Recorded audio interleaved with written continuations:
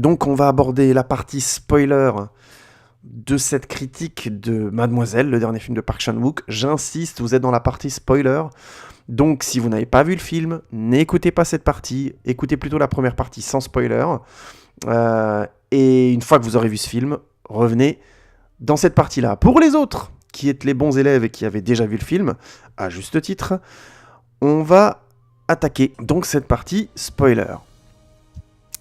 Si vous avez vu le film, j'imagine que vous avez été surpris par la deuxième partie du film. J'ai trouvé le retournement de l'histoire particulièrement bien amené. Notamment parce que les remords que Tsuki ressent face à l'attitude du comte de l'escroc sont facilement compréhensibles. Et on croit son point de vue assez aisément, le film nous le faisant épouser de manière subtile, comme j'expliquais avant, dans la première partie notamment, sur ce rapport, cette manière qu'a Tsuki de voir et de percevoir Hideko, et d'être fasciné par elle. Ce qui fait que, même en connaissant ce réalisateur, je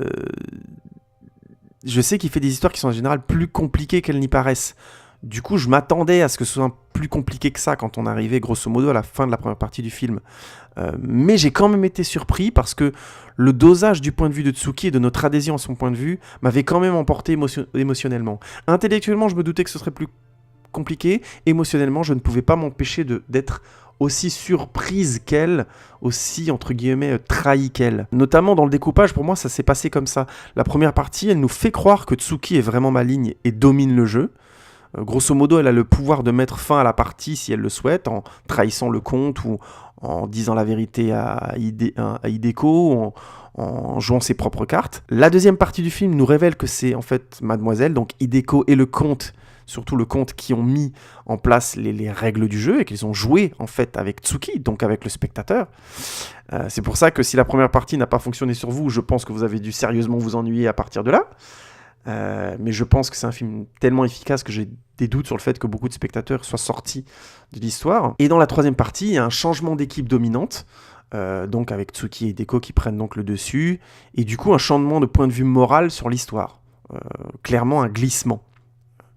Contrairement à la deuxième partie où c'est bien sûr l'histoire d'Hideko qui est racontée, mais on voit aussi les lectures, le point de vue des pervers là qui viennent aux lectures, et notamment le point de vue du comte aussi, là-dessus, qui est quelque part pervers, mais qui est d'abord fasciné par Hideko. Il y a quelque chose d'un peu plus noble chez lui, j'ai envie de dire. Puisque très vite, il a envie d'aider Hideko à s'en aller de là. Il y a quelque chose qui le dérange. Mais il est quand même fasciné par la sensualité qu'arrive à apporter Hideko à ce qu'elle lit. Bref. Les films qui réussissent à nous tromper sont rares, hein, je trouve. Et je trouve que Mademoiselle, il parvient très bien pour de bonnes raisons. Il y a cette idée de fond qui me plaît et qui sous-tend le film, qui est que tout le monde veut manipuler quelque part un tant soit peu autrui jusqu'à ce qu'il soit frappé par l'amour et que du coup là ils veulent plus de la manipulation mais de la vérité, avec un bémol apporté sur le personnage du comte qui veut en sortir mais qui ne l'assume jamais vraiment. Et c'est peut-être sa seule faiblesse de l'histoire. Il veut être amoureux, ou il veut l'amour d'Hideko, et je pense pour pouvoir se livrer complètement. On la voit dans la scène où ils font plus ou moins l'amour et qu'elle est surprise par sa rudesse. Dans son agressivité, il a l'air d'être très gauche avec elle, alors que d'un côté intellectuel, ça a l'air d'être quelqu'un en maîtrise et qui a une sorte de capacité comme ça à être très à froid sur les choses et qui aimerait être constamment le manipuleur. Mais je trouve que le film, globalement, arrive à faire ce retournement parce qu'il le fait sans naïveté et trop grande, je pense. C'est-à-dire qu'il arrive à nous faire croire à son histoire, à nous tromper parce qu'il n'est pas naïf dans sa manière de développer son histoire. Ou qu'il est juste naïf comme il faut, j'ai envie de dire. Dans ces retournements narratifs et dans la manière dont il nous amène les choses. On adhère tellement au fait que Tsuki serait plus maligne que Hideko dans la première partie du film que je pense qu'on ne voit pas venir le fait que Hideko est machiavélique et que c'est elle qui la manipule en retour, ce qui fait qu'on se sent un petit peu trahi et que le film peut avoir un petit côté comme ça piquant ou énervant chez certains spectateurs qui acceptent pas trop de se faire manipuler comme ça de manière un peu frontale. Mais à part cette ficelle-là, ensuite, je trouve que les petites naïvetés, et quand je dis naïveté, en fait, je suis dur, c'est juste les différents sentiments d'amour entre Hideko et Tsuki, ou entre le comte pour Hideko, il y a on est dans une vraisemblance toujours très juste et un fil émotionnel qui ne se perd pas, il me semble. Je mettrais juste un petit bémol sur le déguisement d'homme à la fin que Hideko a pour passer la douane, que j'ai trouvé pas très crédible. Parce que même si tu lui mets une moustache, tout ça, on reconnaît quand même que c'est quand même une femme, quoi. Donc ça, c'est un petit peu la petite limite que je mettrais. C'est difficile de croire qu'elle ait pu passer la douane sans que le mec se rende compte de rien. C'est un petit peu limite. C'est un petit peu forcé. Et il y a aussi le dernier plan du film qui me semble répondre en fait à ce soi-disant franchissement tranquille de la douane, notamment avec les deux jeunes femmes qui sont dans ce bateau de nuit en train de faire l'amour, et on a ce bateau qui est sur la mer, sur une lune dans le brouillard comme ça. Il y a un dernier plan qui me semble être une image d'un avenir compliqué, voire d'un mauvais présage. Elles ont quand même trahi et mené des gens à la mort indirectement, même si elles ont été victimes. On ne peut pas parler de vraie innocence dans le cas de Tsuki et de Hideko. Je le disais, dans les films de Park Chan-wook, la morale est en général grise. Et je dis ça notamment parce qu'elles se rendent au Japon et je ne crois pas que les couples lesbiens étaient bien vus à l'époque. L'homosexualité masculine passait un peu mieux, mais les couples lesbiens, j'ai des doutes. J'ai l'impression que le film évoque un peu cet avenir. Il y a cette idée, bien sûr, du grelot et de la lune comme symbole du plaisir féminin, mais je pense qu'il y a aussi cette idée d'un mauvais présage. Mais peut-être que je me trompe, c'est juste une supposition. En tout cas, j'aime bien passer dans cette partie spoiler parce qu'elle me permet aussi de dire que le film aborde la question de la limite entre la sexualité et la perversion avec une réelle complexité. Les séances de lecture sont à mon avis un bon exemple de cette ambiguïté complexe. Quand est-ce qu'on passe dans la sensualité? Quand est-ce qu'on tombe dans la perversion? Je vais m'expliquer, je vous donne un exemple simple. D'un côté, on a une femme qui lit, interprète un texte érotique. Par exemple, un texte à tendance masochiste, proche de Sade, comme c'est évoqué dans le film. Les plans sur la jeune femme qui lit, qui interprète et qui lit le texte sont de deux natures. Il y a elle fait une lecture sobre, qui laisse l'imaginaire s'exprimer, où la sensation d'érotisme est la plus forte, à cause de la suggestion. C'est une très belle femme, elle a des lignes très fines, il y a ce côté maquillage japonais, et ainsi de suite, ce kimono, tout ça, il y a tout un jeu sur la sensualité, le montrer, le cacher, pas montrer, qui fonctionne bien, et qui joue vraiment de l'imaginaire et de la sensualité. Et il y a d'autres phases où la lecture est interprétée, voire exagérée, elle devient plus vulgaire, voire carrément grotesque, et on a carrément la lectrice qui joue avec les auditeurs, surtout Hideko, pas sa tante, puisque sa tante supportait moins la situation visiblement qu'Hideko, quand notamment le moment où elle simule les mouvements du fouet. Et là on bascule plus, à mon avis, vers la perversion que dans le sensuel, mais la frontière est bien montrée, elle est nette, et en même temps on sent qu'elle est dans la même situation, elle est complexe et liée. J'aime cette idée personnellement. Park Chan-wook joue de ces deux approches pour insérer les plans sur les hommes de l'auditoire. Donc ces deux types de plans, ils sont pas nombreux et ils sont tous visiblement fortunés. Et ils jouent tous du prétexte de l'achat de livres pour en fait assister à un spectacle qu'on peut considérer à l'époque comme pornographique. On peut plus parler d'érotique à ce moment-là, de leur point de vue à eux, parce qu'ils réagissent beaucoup plus au moment où Hideko leur propose une interprétation des stimulus visuels, quand elle mime le fouet, par exemple. Et Park Chan-wook incarne littéralement à l'image leur fantasme du coup d'être dominés par Hideko. Donc ils sont clairement pas dans une jouissance de l'esprit, mais une jouissance du physique. Ce qui donne vraiment à ressentir leur perversion, quoi. Il faut m'entendre, je parle pas du masochisme, qui est pour moi pas une perversion, mais simplement une tendance sexuelle. Mais dans leur imaginaire, ces mecs sont en train de faire une utilisation déviante de l'image d'Hideko sans se soucier vraiment de son consentement. C'est-à-dire que la sensualité du texte leur échappe complètement, ils ont besoin de voir. Ce qui prouve bien qu'ils sont dans l'incapacité d'un moment de lire et de s'adonner réellement à de la sensualité. Alors bien sûr, quand je dis qu'ils le font sans son consentement à elle, c'est parce qu'ils peuvent pas connaître, ils peuvent pas savoir si Hideko fait ses lectures publiques de son plein gré.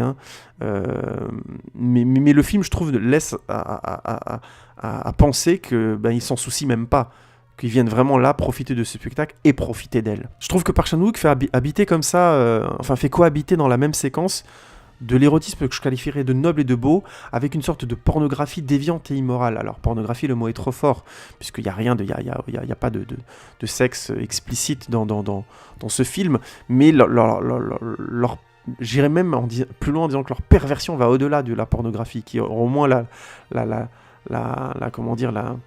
l'honnêteté d'être frontal. Eux, c'est dans leur tête que ça se passe. Et il y a une sorte de viol moral qui est assez horrible dans leur perversion. Parce qu'ils se cachent derrière la beauté du texte, alors qu'en fait, ils n'en perçoivent pas grand-chose.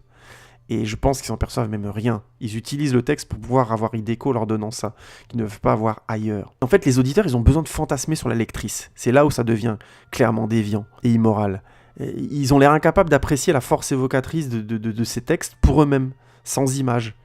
Et d'ailleurs, c'est très intéressant, il y a ce moment où ils sont déçus carrément quand le livre, l'oncle leur présente le livre, et qu'il n'y a plus le dessin dedans, qu'il a été arraché. Et ils imaginent que le dessin montrait la position sexuelle évoquée par le texte. Et ils estiment même que le livre a perdu de la valeur. Ce qui en fait techniquement est vrai. Mais en fait, il y a ce double sens qu'il a perdu de la valeur parce qu'ils n'ont pas l'image pour pouvoir soutenir leur, entre guillemets, excitation. Ils sont complètement loin de la perversion. Et le plus pervers de tous, évidemment, c'est l'oncle, qui déforme Hideko dès l'enfance, en l'éduquant à devenir sa lectrice, j'ai envie de dire, pornographique. C'est comme une forme de pédophilie des mots. C'est assez terrifiant et immonde. Il y a quelque chose comme ça qui est horrible. Et c'est symbolisé à l'image de manière très intelligente et très fine, je trouve, par Park Chan-wook, par l'image d'un énorme poulpe géant dans un aquarium qui est assez dégueulasse et ragoûtant. Je ferme la parenthèse parce que c'est vraiment gerbant pour le coup, quand j'y repense. Et d'ailleurs, ça me permet d'aller vers autre chose, mais Hideko, elle finit, sous l'impulsion de Tsuki, à détruire les livres. Elle détruit pas les hommes qui ont abusé d'elle. Elle s'attaque finalement, d'abord et avant tout à son oncle, d'accord, puisque c'est sa collection de livres, mais elle ne s'attaque pas à lui physiquement, elle détruit sa collection. Et de toute façon, les auditeurs sont probablement inaccessibles. Mais je trouve qu'en détruisant les livres plutôt que son oncle, il y a quelque chose de... J'ai l'impression que Park Chan-wook choisit de donner une importance symbolique forte à cette destruction de livres. Et du coup, je ne peux pas m'empêcher de me demander si Park Chan-wook a pas quelque chose contre les livres érotiques.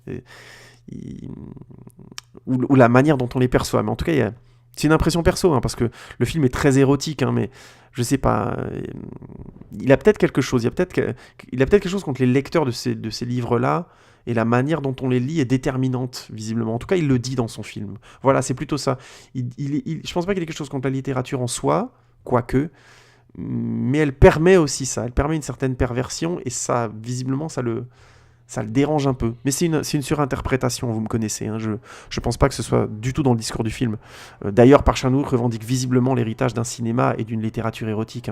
Les scènes d'amour entre Tsuki et Hideko commencent ainsi par non pas de la séduction, mais une histoire, une fable.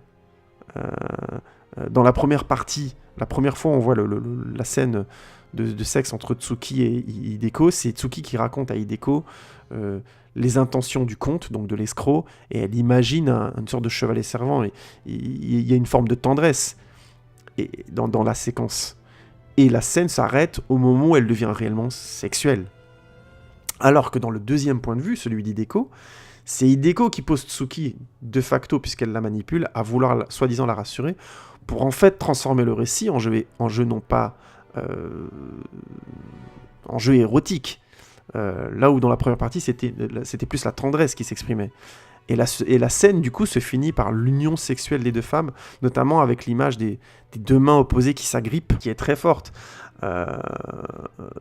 Donc voilà, on sent vraiment dans cette mise en scène l'héritage de plein de films qui ont su trouver la finesse entre cette bonne frontière sur l'érotisme et à pas basculer dans la perversion ni la pornographie. Et c'est un des tours de force du film. Il se contente pas de critiquer ou d'attaquer la perversion encore une fois, j'ai pas de meilleur mot, pornographique, immoral, malsaine, vraiment pour le coup. Je vais enlever le mot pornographique, disons simplement la perversion immorale et malsaine, parce que je pense pas que la pornographie soit malsaine en soi, c'est des bêtises que je dis depuis avant. Non, c'est plutôt la perversion malsaine. Euh, il se contente donc pas de la critiquer, de l'attaquer, il la montre et il donne à montrer ce que ça pourrait être si c'était, quand ça n'est plus malsain, quand c'est vraiment de l'érotisme, de la beauté, des émotions et des échanges entre les personnes, aussi bien physiques que évidemment psychologiques. D'autre part, et je commence un peu ma partie bilan, j'ai envie de dire, de cette partie spoiler, la morale est toujours grise chez Park Chan-wook. Et j'aime bien dans ce film-là ce qu'il fait notamment du personnage de l'escroc, du comte, qui pour le coup est vraiment un personnage complexe. D'abord, dans l'histoire, il veut manipuler Hideko, puis il se rend compte en assistant à une des lectures qu'il peut que faire alliance avec elle, parce qu'il n'arrivera pas à la manipuler, et il finit par être manipulé par elle. Alors de prime abord, on pourrait penser qu'il est sans scrupules, mais même pas. C'est un mec qui a finalement une certaine élégance. Même s'il joue le jeu à fond, hein, il n'a aucune hésitation à envoyer Tsuki à l'asile de fous, à lui faire agripper ses noisettes à un moment donné.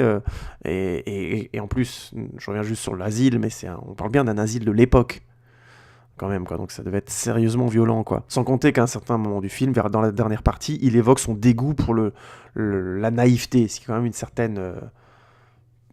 un certain orgueil, voire une certaine, j'ai envie de dire, sécheresse humaine, quoi. Puisque la naïveté renvoie une certaine forme d'innocence, et à cet endroit-là, il est quelqu'un d'assez, j'ai envie de dire, sombre et dur. Mais paradoxalement, là où on aurait pu attendre de la vindicte de sa part, il prend la défaite à partir du moment où il a été eu par Hideko, avec une certaine élégance. Il prend vraiment le désamour de Hideko avec philosophie, hein. Alors bon, il est coincé, il va se faire tuer, mais il pourrait s'affoler ou autre, non? Il est très maîtrisé comme ça, encore une fois dans la manipulation, mais avec beaucoup d'élégance. C'est un personnage qui, à la base, c'est juste un mec pauvre qui était dominé par sa culture et par sa naissance, et qui veut passer chez les dominants, tout simplement.